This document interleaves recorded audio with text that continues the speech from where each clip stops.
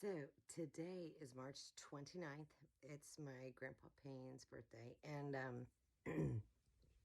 I journaled earlier today about doing something for suicide awareness. And this is in honor of my cousin Jonathan. So, excuse me. I had learned that one of the, I don't know, tagline, slogan, whatever it is the semicolon, the punctuation. And the point of it is to say your story isn't over yet. So I decided to do what I like to do and research and see what I could learn about the semicolon.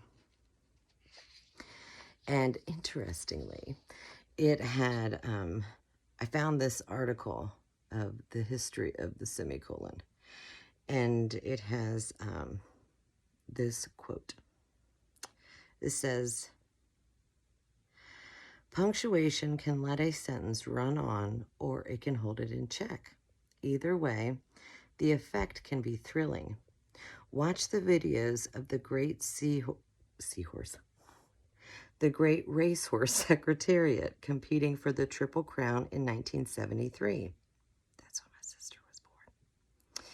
In the Belmont Stakes, you see him set free to run, seemingly unchecked by his jockey almost from the first moment of the race. It is just Secretariat, Secretariat, Secretariat. He accelerates and accelerates, pulling away until there is only him in the frame when he crosses the finish line. But in the Kentucky Derby, he is held back for most of the race. For a long while, he barely figures in the race caller's list of positions. Then suddenly he is let go and is away so quickly and effortlessly he seems to float. Chandler's sentence just quoted is Kentucky Derby-style Secretariat. Chandler reins in that first clause nice and tight and short and then lets it go, leaping forward, surging with energy and passion felt all the more keenly for the compactness of the first clause. There is a moment of transition between restraint and license to run, and that moment is made and marked by the semicolon. And it reminded me that there are times in life that we're held back, and people don't even consider us. And there is oftentimes, I think, that people kind of put a period at the end of that moment or frame of our lives.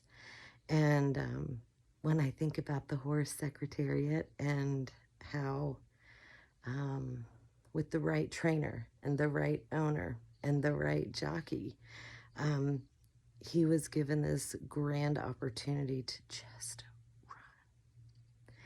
And wow, did he ever. And so it just reminds me to not give up in life and to appreciate that I have a big heart and to not just stop, but to keep going. And I don't think I would be as aware of that if it weren't for my cousin Jonathan. And so the semicolon is something kind of special to me. So then I decided I was going to do some crafts. And it was funny because my mom was like, come on, Dave, why don't you do crafts with Susan? And he's like, I don't feel crafty. No. And then I started thinking the song. It's by Janet Jackson. It goes Nasty Boys, but instead I was singing Crafty Boys. It don't mean a thing. Oh, you crafty boys. So I'm kind of going to put a challenge out there to others for them to put their craft to use. And so I'm making that. And how ironic is it that it also looks like a J? So I just share that with you so you know that in my heart, in my thoughts, and in my prayers are you and your family. And I hope that you are given just wonderful moments of realizing that I'm sorry for your loss. But I hope you know that his life has had meaning, and I intend to continue running this race of life and not giving up on mine. As a way to pay tribute to our whole family and how each of us matter. And even if Jonathan isn't here physically, his spirit is very much present and is a big part of our family.